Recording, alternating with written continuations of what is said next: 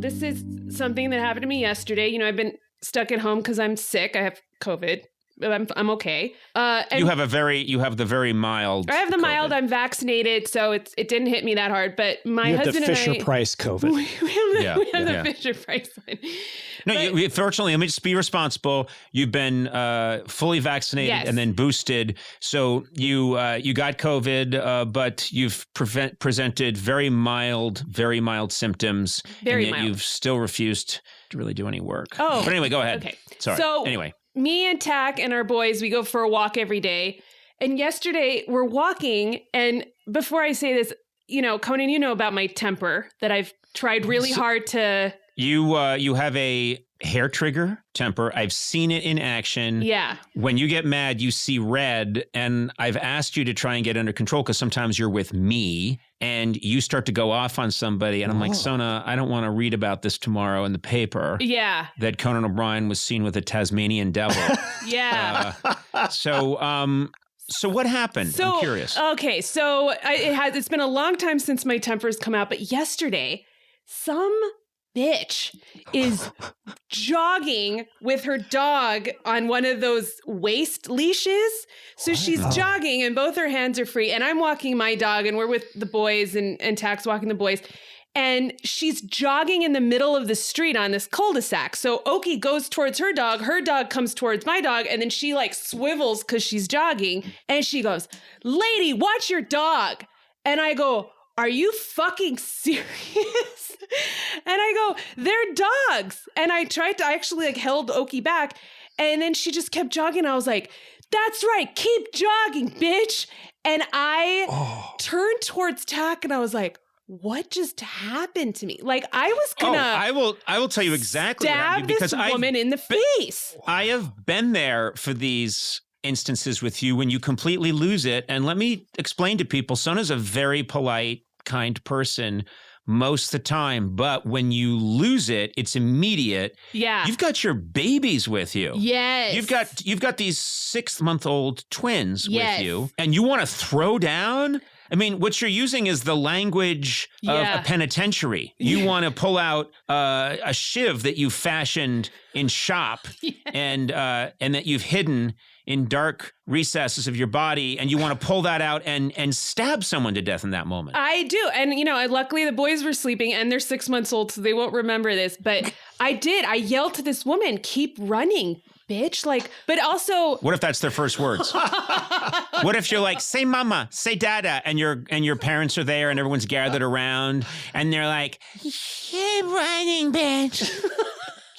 And then Charlie says that, and then Micah goes, "I keep running, bitch." And then they teach each other how to correct it. And then it's just like, "Keep running, bitch." Then they harmonize, "Keep running, bitch." Every time you put them down for a nap and then leave the room, you just hear, "Keep running, bitch." Yeah. Okay, there you go, guys. Nighty night. Have a good sleep. Mama loves you. Daddy loves you. Everybody loves you. And I'll just close the door and, yeah, keep running, bitch. I don't think you got the stones to be our mom. It's called a fucking dog, Mom. I don't need your boobs. We're getting our milk online. And from each other. What? We just ordered some Similac. Dehydrated milk. What the hell? Off Amazon, so keep walking, bitch. And watch your goddamn dog. We took a walk the other night, and it was maybe 4 o'clock, and it was just barely starting to dim. And this old woman jogged past us doing that kind of walking jog, you know? And she just muttered to herself, not even to us, "Too dark to walk a baby." What do you mean? Who? I've never heard of "it's too dark to walk a baby." Oh my God. What does that even mean? I don't know, but I have to say, Sona, I understand it. The problem was I did that thing, and maybe Conan, you could relate with this, where also we were 3 houses from our house, and we got in the house and I went, wait, why didn't I yell at that lady, "Mind your own business"? Instead, I just went, "Oh." Yeah. You know? Yeah. Well, that's you. When things like that would happen and my kids were really young, I remembered once throwing my daughter at the person. Oh. She was about 4 months old, but she had strong bones. Too dark to throw a baby. Yeah, I said it's too dark to walk a baby, but not too dark to throw a baby. Heave ho! Wow, that Catch this, Grandma. yeah. That's And, good though. It's good to have restraint, Matt. I would have exploded, and then I would have gone home, and I would have been like, "Why did I do that?" But I regretted the other. I'm obsessed with that. Too dark to walk a baby. Yeah. What? I don't understand. I think everyone's losing their minds. And I will say, I absolutely love our neighbors, but they saw us walking the baby at the same time too. And for Christmas, they got us 2 of those like Caltrans reflector vests. And It's not that dark. But that was Wait a minute. I'm sorry. I'm on their side now. I assumed when you told the story that when you're walking a newborn at night, that you're both wearing reflector vests and you have those lights. Oh no, we were in ninja head. suits. You were both dressed as people that put the scenery out in between scenes. Yes, black turtlenecks. At the theater. Yeah, you were wearing black turtlenecks and your daughter has all black on too for no reason. She's in complete ghillie suit, sniper camouflage. Yeah. Right. That's terrific. And also, I've never been in a fight before. I mean, I don't know why I even said that to her. Like, keep running. I mean, maybe it was your maternal instincts kicking in and you felt like a threat to your family. She had this before. Oh. Yeah. We were in many years ago. Sona and I were with a friend of hers, and we were in a very nice restaurant on the Upper West Side of Manhattan. Oh, I know that Arby's. And a guy, you know that place. There's only one left. Sona was being a little loud, and there was a guy way over at the other end of the table, and it was at the restaurant just on the other side, and he just kind of made a shh motion. Hold it. He went shh, and you went, oh, really?